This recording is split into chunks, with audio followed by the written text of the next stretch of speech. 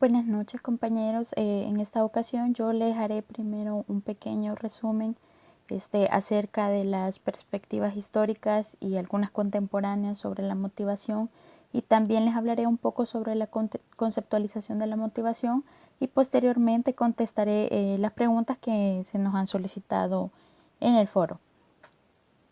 Primero veamos la motivación a través de la historia. Como primer punto tenemos a Platón y Aristóteles, quienes decían que la motivación fluía desde un alma, una psique o una mente tripartita, y cada quien realizó sus aportes y realizó sus respectivos nombres respecto a cada una de estas partes de esta alma tripartita, ¿verdad?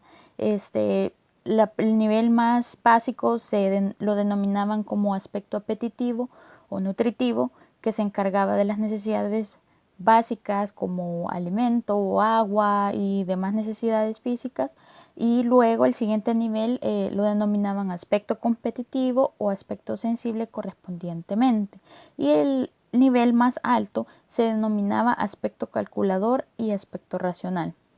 Luego la conceptualización de la motivación fue evolucionando y se pierde esta parte tripartita acerca de dónde proviene la motivación, y se genera un dualismo donde se habla de las pasiones del cuerpo contra las razones de la mente. Y nuestro principal exponente de estos temas teníamos a René Descartes, que con esto nos genera nuestra primera gran teoría sobre la motivación, en la cual él nos amplía este dualismo mente-cuerpo a través de unos aspectos activos y pasivos, y él decía que la motivación se comprende como una voluntad, y esta voluntad quiere decir la elección de hacer o no hacer las cosas. Pero posteriormente, tratando de explicar esa voluntad, se complica un poco el estudio y el tratar de comprender la motivación, que los científicos buscan otra manera de interpretarla, y entonces avanzamos hasta donde tenemos a Charles Darwin, que nos habla de unos conceptos motivacionales un poco más mecanicistas y genéticos, a lo que él le denominó instinto. Y él más que nada estudió el instinto en los animales, pero se empezaron a tener todos esos estudios acerca de los instintos en los seres humanos. Durante estos estudios se encontraron muchos instintos, no solo para beber, para reproducirse, para comer, etcétera, sino que empezó a generarse una serie de listas de instintos, diferentes tipos de instintos que podrían tener los seres humanos, que se volvió interminable. Entonces tuvieron que recurrir nuevamente a otra forma de explicar la motivación, y es donde entra ahora el concepto de pulsión. Y este concepto de pulsión nos lo da Sigmund Freud, que él decía que la conducta siempre estaba al servicio de las necesidades y de la ansiedad. Y tenía cuatro componentes. La pulsión tenía cuatro componentes: la fuente, el ímpetu, el fin y el objeto. Posteriormente tenemos también a Clark Hall, que también nos habla de esa misma pulsión, pero él expone que la motivación puede ser predecida antes de que ocurra. Entonces eso es como lo novedoso que él agrega a la misma, digamos, continuamente a la teoría de Sigmund Freud. Y además él añade una variable que le denominaba K, pero significa la motivación incentiva, y representa una energía motivacional que aparece de otras fuerzas que no son las que ya tradicionalmente tenían ellos contempladas. Posteriormente se introducen nuevos términos en el estudio de la motivación, como incentivos, que son estímulos externos que energizan las conductas de aproximación o de evitación a una situación, y conceptos de activación, que habla sobre aspectos externos que activan el cerebro o producen distintas variaciones dentro del mismo. Y luego ya a finales de la década de los 1970 surgen otras mini teorías, pero estas mini teorías lo que hacen es de que tratar de concebir la motivación como una sola cosa es como muy complicado. Entonces empiezan a agarrar aspectos específicos de la motivación y tratan de explicar cada uno de ellos. Posteriormente hablamos sobre la naturaleza activa de la persona y volvemos a la teoría de la pulsión, que fue como la última teoría, digamos, más fuerte que se tuvo acerca de la motivación, en donde ellos originalmente tenían la concepción que los humanos éramos inactivos por naturaleza, por lo que la motivación, el rol de la motivación era alertar a lo pasivo para convertirlo en activo. Pero a mitad del siglo anterior se cambia, o sea, cambia radicalmente esa concepción y se perciben a los humanos que ellos también experimentan presiones y atracciones que están siempre presentes. Por tanto, el ser humano es inherentemente motivado, siempre está motivado por diferentes tipos de factores que ejercen esta presión o esta atracción en él. Entonces, las ideas actuales de la motivación, la emoción, aceptan esta premisa de que hay un organismo activo y tratan menos con las motivaciones de disminución, como la reducción de la tensión, el equilibrio, y se inclinan más a las motivaciones, a las teorías motivacionales al desarrollo, que tienen que ver con la creatividad, la competencia y la autorrealización. Entonces, me gustaría tomar bastante, digamos, una de las teorías más actuales, que es la de Maslow, y él mencionaba que una teoría motivacional sólida debe suponer que la motivación es constante, es interminable, fluctuante y compleja. Es decir, que no se debe ver como algo que solamente interviene en ciertos puntos para activar al ser humano, sino que constantemente el ser humano está siendo motivado por diferentes factores. Posteriormente, siempre en la década de 1970 se da como el clima que se tenía de la psicología tiene un giro y es lo que conocemos como la revolución cognitiva. Es decir, que los investigadores tratan de resaltar un poco más la importancia de los procesos mentales internos que están involucrados, que tienen que ver con todo esto de la motivación. Entonces, este giro que se da causa dos efectos en las reflexiones que hacían los investigadores en aquel tiempo sobre la motivación. Primero, se destacan constructos cognitivos como las expectativas, las metas, los planes. Surgen todos estos nuevos conceptos que deben ser tomados en cuenta al hablar de motivación. Y además de ello, se complementa un movimiento emergente el movimiento emergente del humanismo. Es decir, que se considera al ser humano inherentemente activo y cognitivamente flexible y motivado al crecimiento, muy al contrario a las concepciones que se tenían cuando recién se iniciaban los estudios y se trataba de explicar de dónde venía o qué era esta motivación. Entonces, ahora veamos por qué es importante estudiar la motivación. Primero, porque es un intento de explicar por qué las personas hacen lo que hacen. Es importante, creo, para todos en nuestro ambiente conocer por qué sentimos atracción o repulsión a comportarnos de una manera o de otra.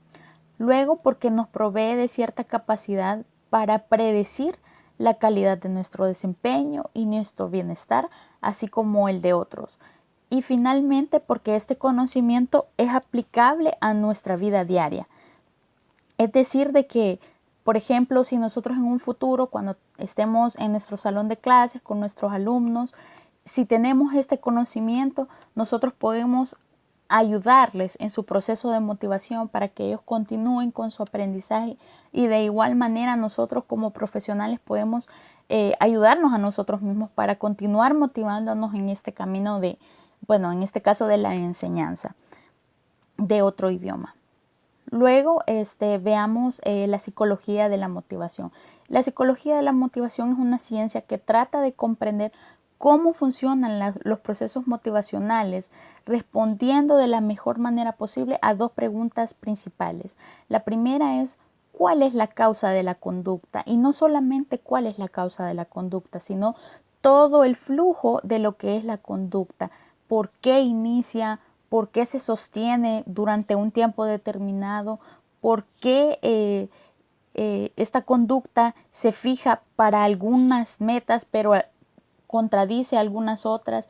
¿Y por qué a veces se detiene esta conducta? Entonces es todo el flujo lo que trata de explicar esta psicología de la motivación. Y la segunda pregunta es por qué el comportamiento varía en la intensidad. Y no solamente la intensidad, la variación de la intensidad dentro del individuo en diferentes tramos de tiempo, sino también por qué la intensidad varía entre diferentes personas bajo las mismas circunstancias o las mismas situaciones. Entonces, ese tipo de variación en la intensidad también trata de explicarlo la psicología de la motivación. Luego hablemos un poco de la motivación en términos un poco más contemporáneos. La motivación son procesos que dan energía y dirección al comportamiento. Y existen dos motivos que precisamente energizan y direccionan el comportamiento. Los primeros son los motivos internos y luego tenemos los motivos externos. Dentro de los motivos internos tenemos las necesidades, las cogniciones y las emociones. Las necesidades son aquellas condiciones dentro del individuo que son esenciales y necesarias para preservar la vida. Y las cogniciones son sucesos mentales como pensamientos, creencias, expectativas, el autoconcepto. Y posteriormente tenemos las emociones, que son fenómenos subjetivos, fisiológicos, funcionales y expresivos que nos ayudan a adaptarnos a los sucesos importantes en nuestra vida. Y del lado de los motivos externos teníamos los ambientales, los sociales y los culturales. Pero lo importante de estos motivos externos es que preceden a la conducta, es decir, suceden previo a la conducta y atraen funcionalmente una conducta, ya sea de aproximación, porque es algo que nos genera disfrute, que nos genera placer, que nos genera bienestar, o nos impulsan una conducta de evitación porque nos genera peligro, nos genera temor, inseguridad, etc. Ahora la parte final de las preguntas. ¿Qué es la motivación?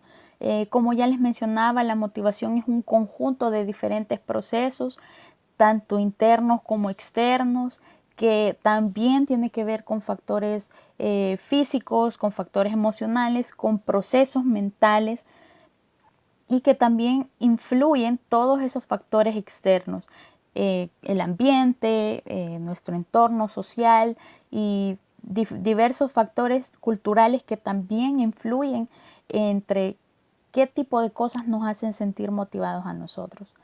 Segundo, ¿cuál es el objeto de estudio de la psicología de la motivación? El objeto de estudio de la psicología de la motivación es precisamente comprender qué causa este tipo de conductas, qué son esos factores que nos llevan a actuar de una manera o de otra y cómo es que funciona todo ese proceso de sentirnos motivados hasta lograr nuestra meta, nuestro plan o hasta satisfacer una necesidad, etcétera. Luego, ¿es capaz la motivación de modificar la conducta humana? Definitivamente sí. Cuando una persona, bueno, han habido diferentes estudios en diferentes tipos de ámbitos, de los negocios, en ámbitos escolares, y definitivamente cuando existen muchas personas, aunque estén bajo el mismo ambiente, si su motivación no es la misma, por ende su rendimiento, su resultado, su atracción o su repulsión por ciertas situaciones va a ser diferente.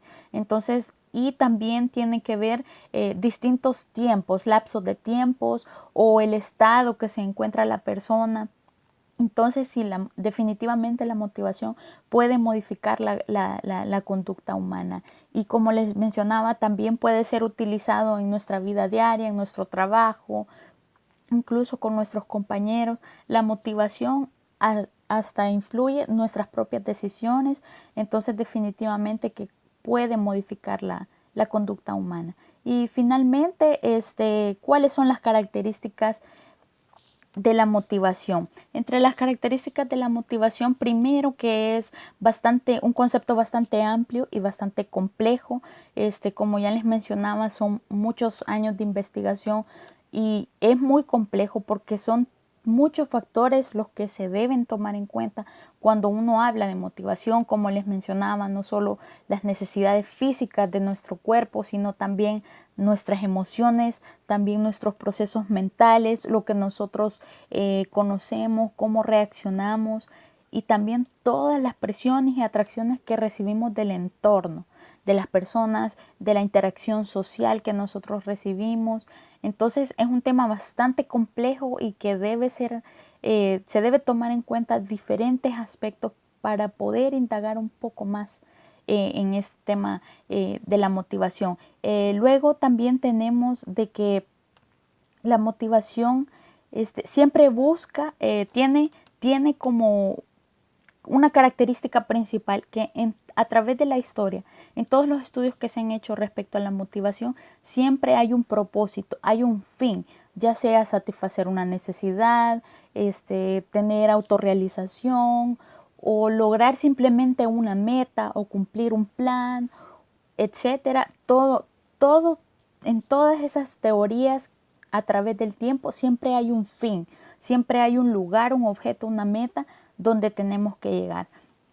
Y seguidamente, también otra de las características que encontramos es que existen diversos factores que influyen en la motivación y no todos esos factores están bajo el control de la persona misma, sino que también son influidos por los motivos, como ya les mencionaba, los motivos externos, no solamente el ambiente, sino también y más que todo considero la interacción social es algo que influye grandemente en nuestra conducta, nuestras motivaciones y cómo nosotros vamos cambiando nuestro enfoque, nuestra meta, nuestro fin, de acuerdo a cómo van evolucionando todos esos entornos.